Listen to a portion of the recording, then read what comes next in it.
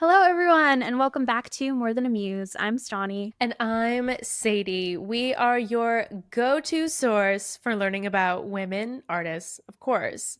Thanks for being here.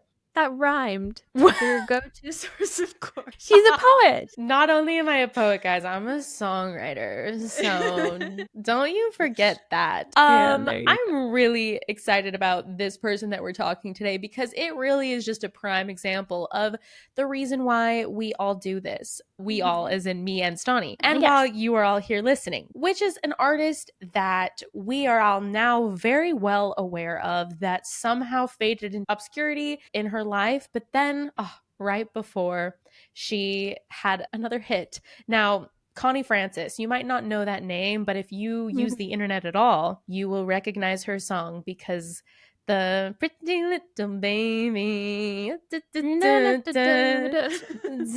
You can't scroll Instagram Reels without escaping that song. It's everywhere. It's everywhere. We did an episode with our podcast network, and the other girl who was on there brought up the fact that she considered that kind of the song of the summer for her because it was like the only song she was hearing trending anywhere. I thought that was kind of funny. Yeah, Absolutely. like it was a little bit. Yeah, because there hasn't really been another solid hit. 2025 has been a very interesting year in music because I think we talked about it, when we did that show with the podcast network, is just the fact that if you look at the current Billboard charts, the songs are a lot of songs from last year, 2024, which is really interesting that another break hit hasn't really happened, and we're in July. We're over halfway done with the year.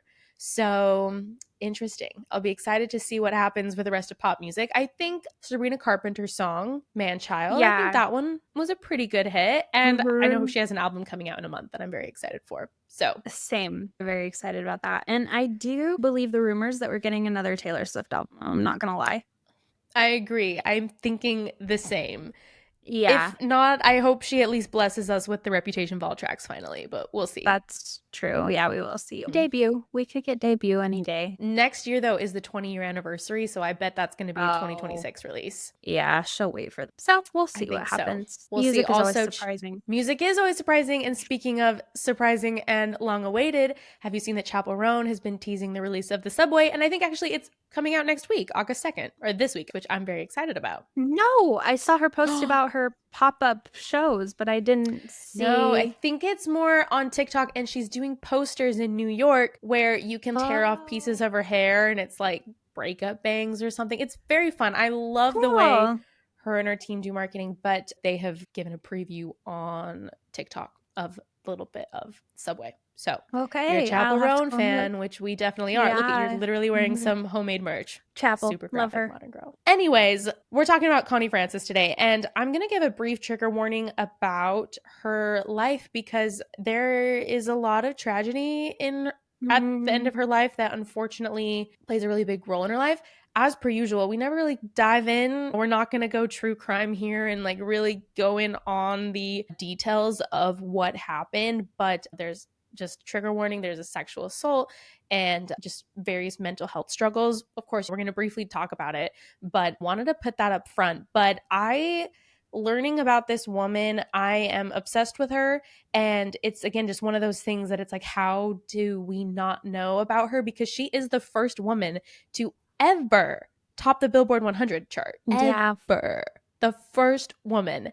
So she's a pretty big deal in music history, and I think is one that does not get the recognition that she deserves. So I do think it's really cool that at the end of her life, it was a sleeper hit and it came out on Instagram Reels and suddenly blew up. So I just think it's very special that she got to have that comeback and enjoy that and know that her music was finding new audiences. I'll talk more about that at the end, but anyways, we'll just dive in if that's cool. Yeah, let's go for it. Perfect. So Connie Francis, also known as Conchetta Rosa Maria Francanero, was born December 12th of 1937, but she is, of course, known professionally as Connie Francis, and she was an American singer and an actress. Like I mentioned, she is one of the top charting female vocalists of the late 1950s and early 1960s, and she's amassed over 100 million records sold, placing her among the best-selling music artists in history. So again, like, I Yeah. just don't know why she is not more of, like, obviously Connie Francis. I don't know.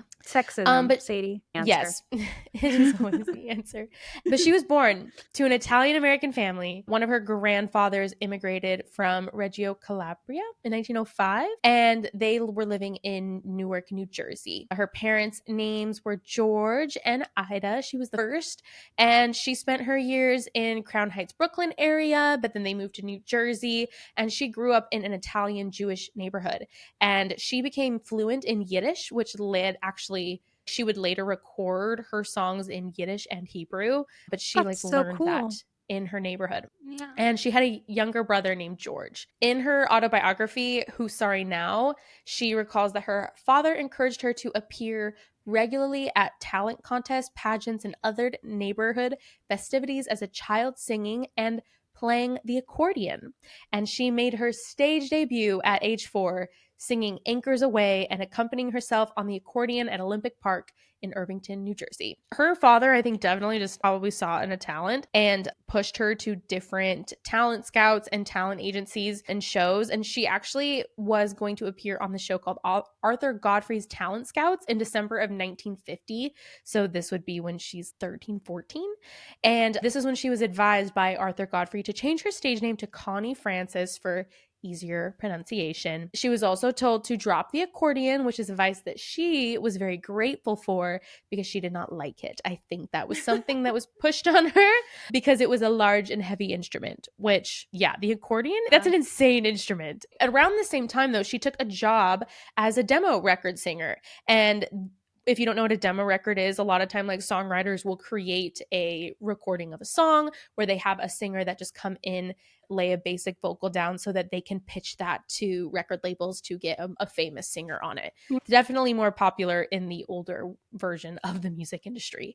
But she was singing professionally. She went to New York Arts High School in 1951, and then they moved again in New Jersey. She graduated high school in 1955, but she just continued to perform at neighborhood festivals and talent shows. Some of them were broadcasted on TV. She would appear alternatively as Conchetta Francanero and also Connie Francanero. And then in the latter name, she appeared on NBC's variety show Startime Kids between 1953 and 1955. So, yeah, just a regular singer. In 1955, though, Startime Kids went off the air. And in May that year, George, her father, and Francis's manager, George Scheck, raised money for a recording session of 4 songs, which they hoped to sell to a major recording company under, like, the Connie Francis name. Even when MGM decided to sign a contract with her, it was because one track she had recorded, Freddie, happened to be the name of the son of a company executive, Harry A. Meyerson, who thought of the song as a nice birthday gift. So Freddie was released as Francis's technical first single, but it turned out to be a commercial failure, which makes sense. It seems like the record label literally just purchased it like, oh, this will be a fun birthday gift. I don't think they did it with any intention of promoting it. But what's really interesting is that they signed her, but then her next 8 singles were a total flop.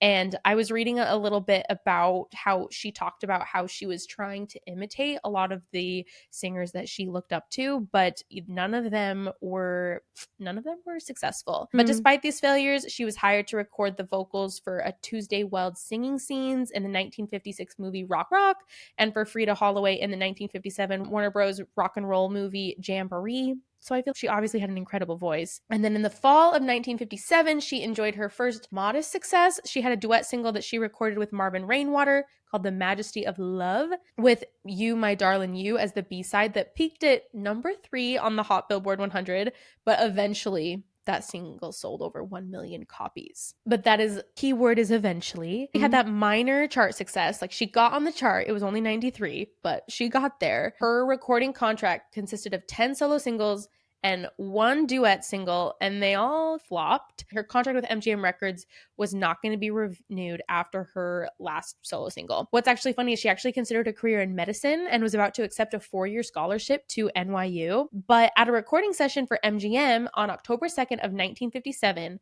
with Joe Littman and his orchestra, she actually recorded a version of the song Who's Sorry Now that was written by Bert Kalmer and Harry Ruby. And Connie said that she recorded it because her father insisted upon it, who was convinced that it would stand a chance to become a hit because it was already a song that adults knew and that maybe teenagers would love and dance to if there was a contemporary arrangement. But Connie did not like the song. And apparently the argument got super heated between her and her father, and it delayed the recording of the other two songs during the session so much that she thought no time was left on the continuously running recording tape. So another thing to keep in mind in the 60s, recording was a really big deal, and you had a limited amount that you could record on, because when the tape ran out, it was over. Like you were done. Her father, though, still insisted, and when the recording Who's Sorry Now was finished, only a few seconds remained on the tape. Gosh. So crazy. What I loved, though, is she said, it was the first time I ever recorded that I didn't try to be somebody else. I hated the song so much that I didn't care what I sounded like. So I just sang it. The single came out and it seemed to go unnoticed, like most of her previous releases, just as she predicted. But on January 1st of 1958, it debuted on Dick Clark's American Bandstand. And she watched the show and later said, quote, I heard Dick Clark mention something about a new girl singer. So what else is new? Another girl singer. There are 95 million females in the country, and I'll bet 95% of them sing. Quote, there is no doubt about it, predicted Mr. Clark. She's headed straight for the #1 spot. I began feeling sorry for myself and a bit envious too. Good luck to her, I thought. And then Mr. Clark just happened to play a song called Who's Sorry Now? My Who's Sorry Now. The feeling was cosmic. Just cosmic. Isn't that crazy? That. Yeah. Like just watching the show and like, me? It's so awesome. It's so crazy too that she wouldn't know. And maybe someone was like setting that up and surprising her, but I just love that she's like in real time being like, yeah, there's so many girls that can sing. I'm so over this. I'm so bitter. Oh my gosh, that's me. And like, this is what catapulted her. Yeah. The song she hated. Love that. And what I love, though, so much is she literally had 10 singles that fully flopped on a record label. And I just thought it was really cool that she talked about the fact that on those ones, she was maybe imitating other singers. But when she just did not care and just sang the song because she didn't even care to try, that's when it finally broke through. And I think people were able to finally see her and realize that what she had to offer was super special. On February 15th, she performed it on the first episode of the Saturday Night Beach-Nut Show that was hosted by Dick Clark. And by mid-year, over 1 million copies of her version of the song had been sold, and she was suddenly launched into worldwide stardom. In April of 1958, Who's Sorry Now reached #1 in the UK singles charts and #4 in the United States. That year, by a wide margin, Connie was voted Best Female Vocalist by American Bandstand viewers, and she went on to collect similar Bandstand awards for the next 4 years. As Francis explained at each of her concerts, she began searching for a new hit immediately after the success of What's Sorry Now, since MGM Records then, of course, renewed her contract. There were some follow-up singles that didn't do so well. There was a song called I'm Sorry I Made You Cry that stalled at number 36, and Heartaches, which failed to chart at all. Francis met Neil Sedaka and Howard Greenfield, who sang a number of ballads they had written for her. After a few hours, Francis began writing in her diary while the songwriters played the latest of their ballads. This and her refusal to let Sedaka and Greenfield see the diary to mine it for material inspired the duo to write Sedaka's own breakthrough hit, The Diary, which I think is funny. She seems very cool. We talk about a lot of people that in theory, I'm like, oh, I'd like to read their autobiography. But this is one person that I'm like, oh no, I'm definitely reading this book. Like I need to know everything about this person, actually. Afterwards, Francis told them that she considered their ballads too intellectual and sophisticated for the young generation and requested a more lively song. So Greenfield urged Sedaka to sing a song they had written that morning with the Shepherd Sisters in mind.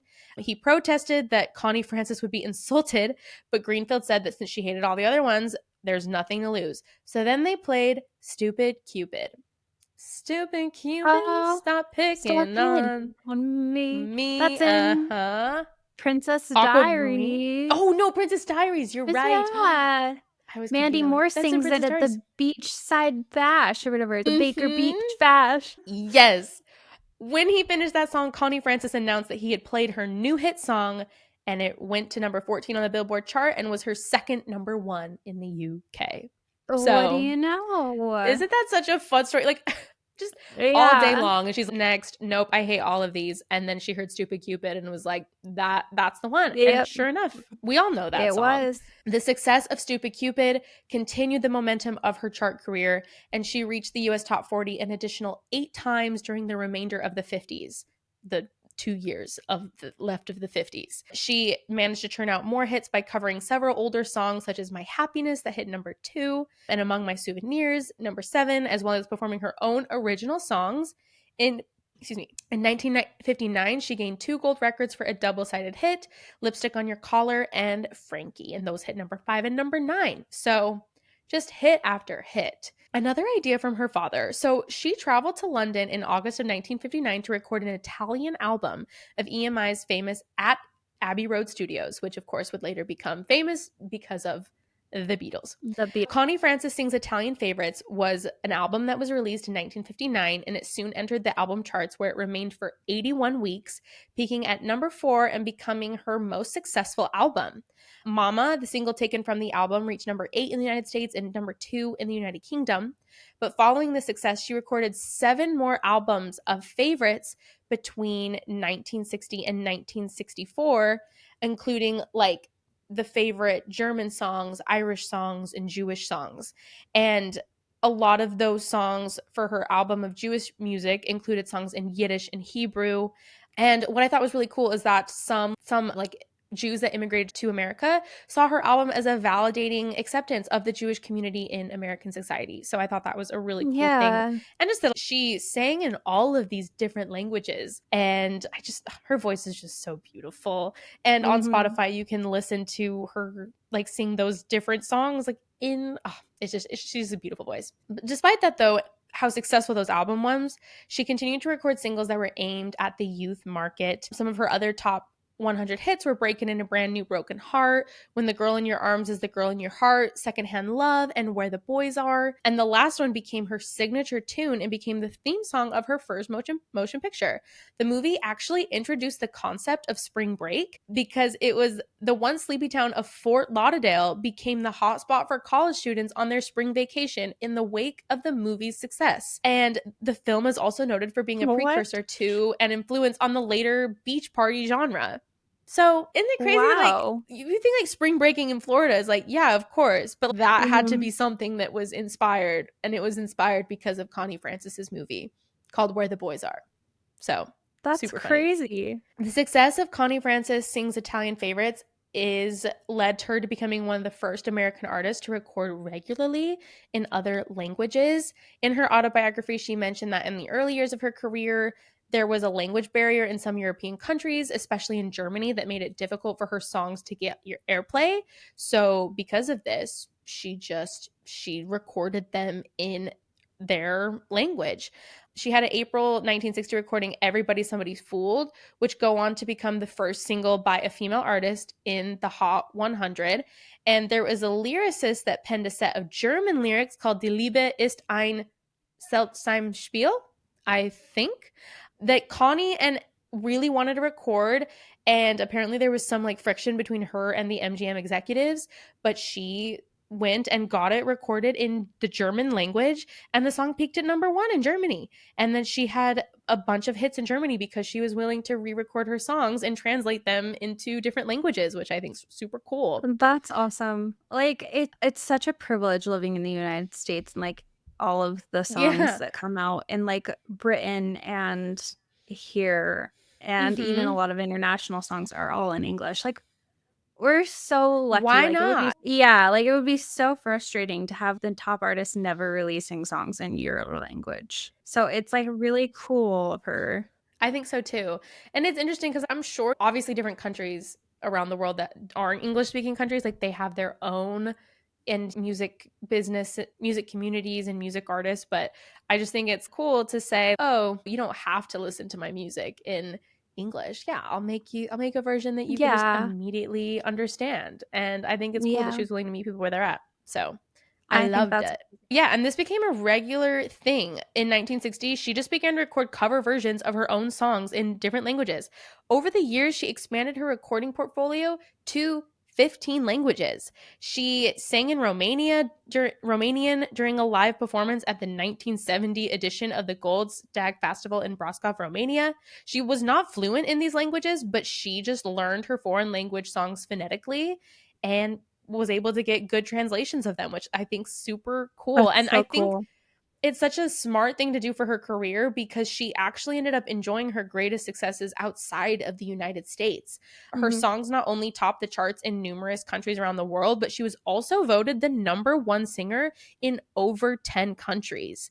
And in 1960, she was named the most popular artist in Europe, the first time a non-European had received this honor. And I think that Americans, we have the tendency to think that America is the center of the world and to not be like, I just want to be big here, or like what's big here is all that matters, when actually there is a whole world out there of other musicians, other cultures, and everything else. So I just think it's super cool that she said, no, I actually care about the rest of the world too. Hello. And 15 languages that she would go on recording her songs in, which I just think That's I haven't heard of anyone who does this. No, I haven't either. And that adds up. That's like a lot Mm-hmm. of people that are then buying your records, listening to your Yeah, like music. no wonder she sold 100 million records, because she said, I want to share my music with the whole world. And it worked. Super That's cool. insane. And yeah, her enduring popularity overseas, it led to many television specials in countries around the world.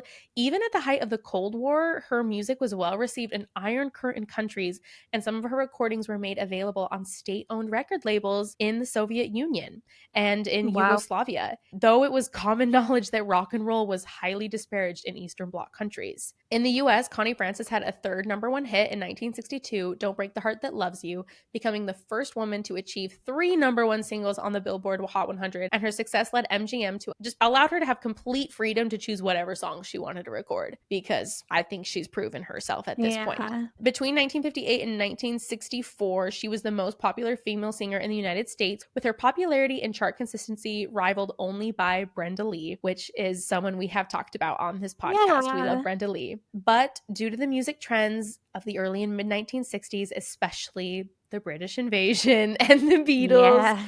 her chart success on the Billboard 100 began to wane after 1963. Her final top 10 hit, Vacation, that was actually co-written by her herself, was released in 1962, and she still had a lot of singles that would reach like the top 40 and just in the Hot 100 in the mid 60s, with her last top 40 entry in 1964 being Be Anything But Be Mine. But despite her declining success on the Hot 100, she remained a top concert draw. Her singles had a very more mature style. They were charting on the adult contemporary charts, sometimes even the country charts, and she enjoyed lasting chart success in the United States until her contract expired in 1969.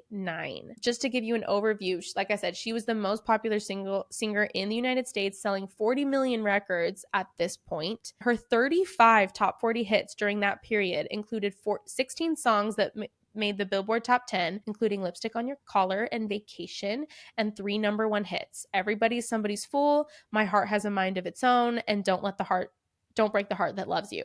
Which, one thing I want to note is I'm not saying Pretty Little Baby. It's not like that Yeah. song was a forgotten hit. No, that song was not actually a hit in the 60s, which is Okay. so I weird, kept waiting for you to say it, and then I was like, right? it's not It's coming. not coming up. This was not a Yeah. hit. It was like probably a B-side or some random song on her Yeah. album. But in 1973, she returned to the recording studio, cutting Should I Tie a Yellow Ribbon Round the Old Oak Tree, which is apparently an answer song to a song called Tie a Yellow Ribbon Round the Old Oak Tree.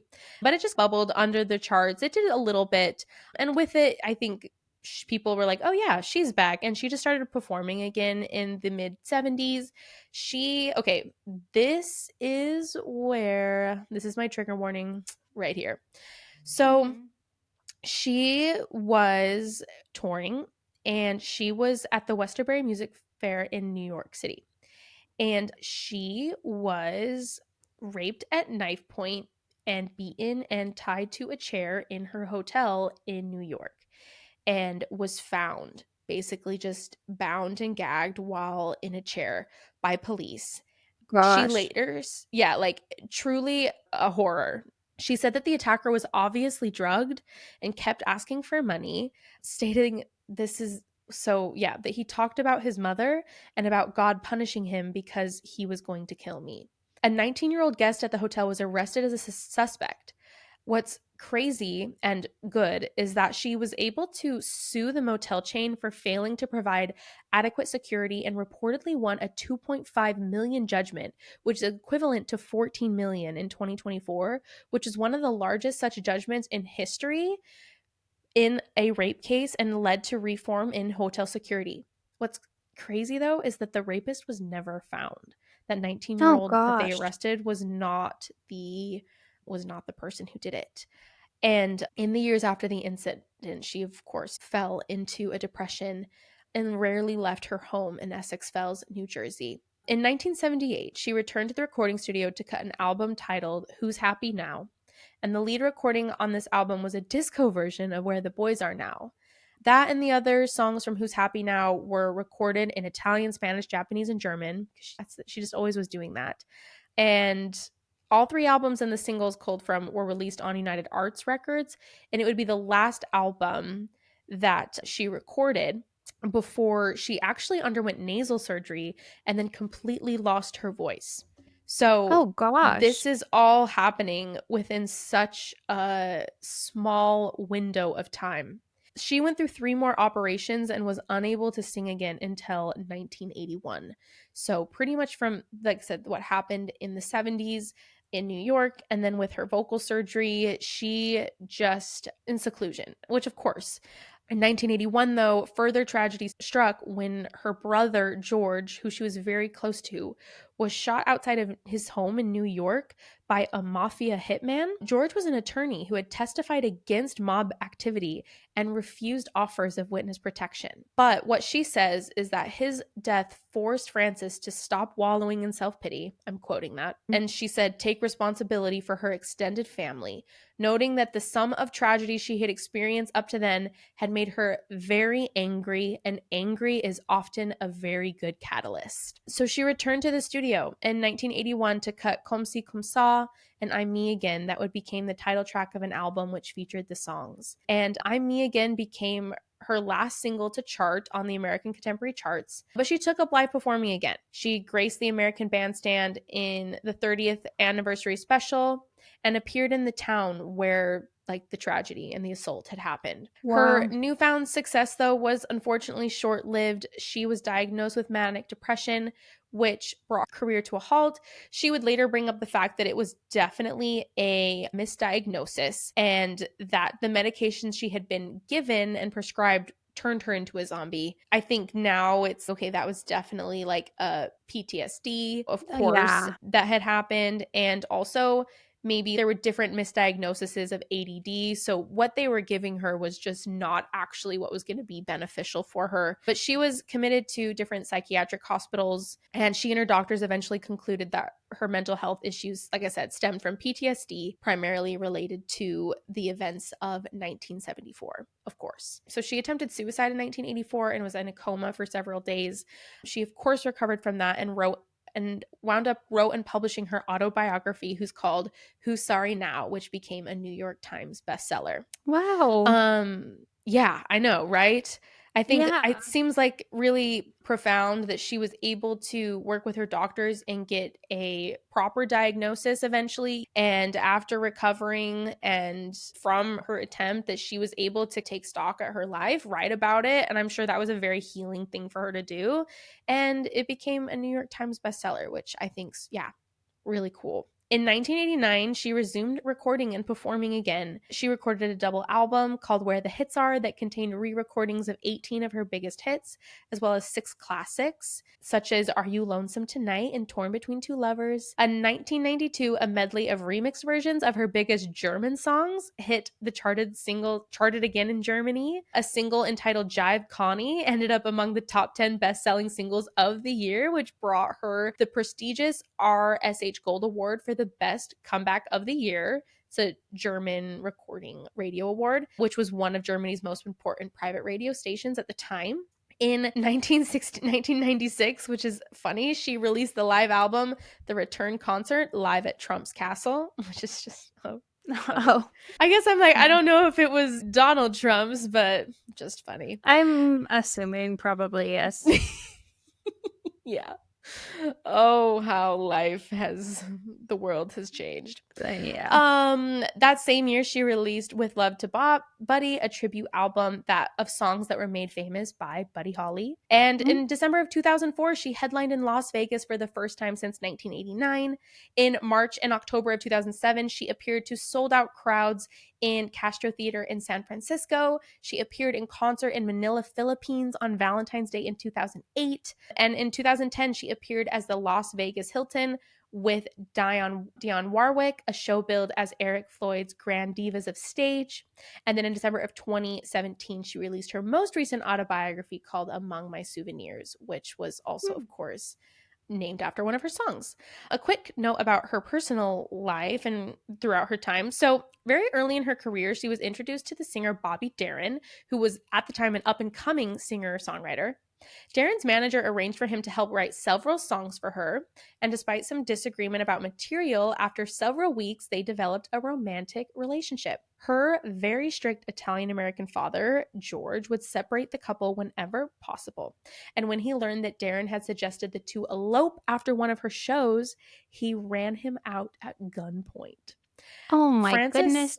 Yeah, he so disapproved of this. Yeah. She only saw him twice more. Once when the two were scheduled to sing together for a television show, and again when she was spotlighted on the TV series This Is Your Life. By the time of that taping, he had married actress Sandra Dee. No. In her autobiography, Francis stated she and her father were driving into the Lincoln Tunnel when the radio DJ announced Dee and Darin's marriage. Her father made a negative comment about Darin finally being out of her lives. Angered, she later stated, quote, "I wish that somehow God would cause the Hudson River to come gushing in and entrap us in that tunnel." And she wrote that not marrying him was the biggest mistake of her life. Oh, I am so sad. Me too. I am so sad reading that. I was waiting for some like happy. No. Yeah, that sucks. She just always said that was the biggest mistake. She was married 4 times. In 1964, she was married briefly to Dick Canellis, a press agent. In 1971, she married Izzy Marian, who was a hair salon owner. They divorced just 10 months later. In 1973, she married for the 3rd time, her only marriage to last more than a few months, to Joseph Garzili, who was a restaurateur and a travel agency owner. They divorced 4 years later in 1977. She had no biological children. However, during the 3rd marriage, she adopted a baby boy named Joey. And Francis married the TV producer Bob Parkinson on June 27th of 1985, and they divorced later that year. She was in a long-term relationship with Tony Ferretti from around 2003 until his death in 2022. On February 13th of 2022, a video uploaded to her official YouTube channel featuring Francis and Ferretti performing a duet of the song You Made Me Love You, which is really sweet. So I think that even though I'm sure she wishes she could have married Bobby Darin, it seems that she, of course, was able to find a long-lasting love, which by the end of her life was very beautiful. Good. She retired officially in 2018 and lived in Florida the remainder of her life, except until 2025. This year, she had fallen into relative obscurity as a victim of the oldies format's decline and shift away from the early 1960s music. What's crazy is a 2022 survey noted that Francis had more of her songs dropped from radio airplay than anyone other than the Osmond family, which is an interesting stat to me because I was like, doesn't that just mean she had so many songs on the radio? Yeah. So like, why is that a bad thing? Like, it makes sense that over 50 years later that they won't still be on the radio anymore. I don't know. Yeah. Plus the Osmonds too. That was like, they had a ton of radio hits. So I'm like, that's not bad company to be in. If you're like, oh, we had so many of your songs playing that we had to stop. That's what I'm like burn. You had the most drops. Yeah, because it's been 50 to 60 years and I had so many hits. I don't know. But in May of 2025, her 1962 song Pretty Little Baby went viral on TikTok and became a sleeper hit. What's so funny though is when reached for comment, she said that she had forgotten about that song because the most random song of her catalog was not even a hit. I bet she never even played it live. Probably but she was not. pleased. I looked it up. Because It why was a would you? B-side. It was a B-side on like a record. So random. Yeah. So no, she probably never even sang it live. Because why would she? But she said she was pleased that her music and the innocence that it sought to represent was being embraced by a younger audience. So Cute. Shout out to whoever found that song because it is a vibe. Like, I love it. It is a vibe. I looked it up trying to figure out. It did go from 17,000 on-demand audio streams in the United States to a month later being 2.4 million audio streams. So That's it crazy. earned over 29 million streams this year alone, which is crazy. Wow. But I think probably where it got popular was there was this video that went viral talking about baby teething hacks for first-time moms that got 56 million views, and I almost wonder if the person who made the video just typed in baby and then was like, oh, this is a cute song, and put it on the clip, and then that is probably exactly what happened. Yeah. And then there was another video that came after where a 2-year-old was singing along to the lyrics because of how often they heard it on TikTok, and that picked up 112 million views. So that was, of course, after it had already started, but then it got even more popular. So I'm guessing it literally was just some mom talker going, I need a song that says the word baby in it for these baby teething hacks. And there you go. And that's the one TikTok suggested to her. That's so funny. And now I said, you can't open up Instagram Reels and escape it. It's starting to die down everywhere. Now. Yeah. A couple more things and then we'll wrap up. Good. If you didn't know, she passed away just 2 weeks ago. So yeah, July 16th of 2025. But just a couple things about her legacy and what's happening now. So there was a biopic that was starting to be developed. So the singer Gloria Estefan completed a screenplay for a film based on her life titled Who's Sorry Now. She announced that she would produce and play the lead, and she said, quote, Connie Francis isn't even in the Rock and Roll Hall of Fame, and yet she was the first female pop star worldwide and has recorded in 9 languages, 15 according to my sources. Regardless, she has done a lot of things for victims' rights since her assault in the 70s. There's just such a major story here. In December 2009, though, the film project was dropped. And according to Connie Francis, quote, they chose to use amateur writers to write the screenplay. I wanted the writer Robert Freeman, who wrote that miniseries, Life with Judy Garland, Me and My Shadows, which won I don't know how many Emmy Awards. But Gloria and company were unwilling to hire that writer.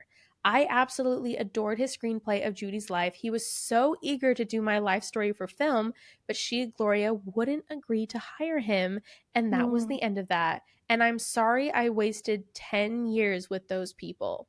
Gloria, the Estefans. But in the same article, she said that Dolly Parton had been contacting her for years trying to produce her life story, but owing to her previous commitment to Estefan's organization, she was not able to accept Dolly Parton's offer. Oh, that's really sad. That bums me out. I actually, funny side note, have seen the musical based on Gloria Estefan's life. Oh, really? Yeah, I saw it in Chicago. It was very good. She has major hits. We really need to do it on Gloria. We should do an episode on her. Yeah. But that bums me out about the biopic.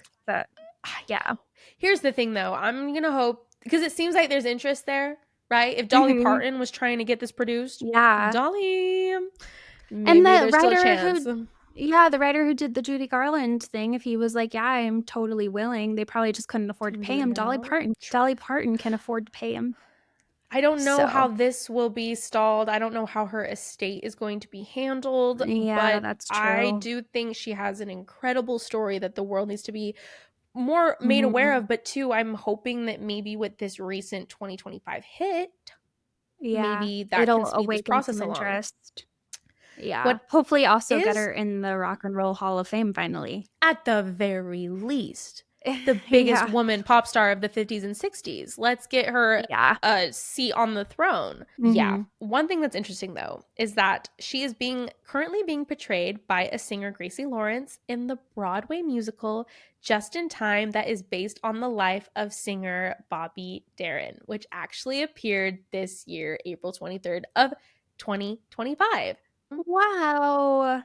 Bobby got his own. Being portrayed. He got his own musical, but she is technically a role in that. She was planning to see it, but unfortunately her health did not recover in time for her to, because it literally just premiered a couple months before she unfortunately passed away. That's too bad.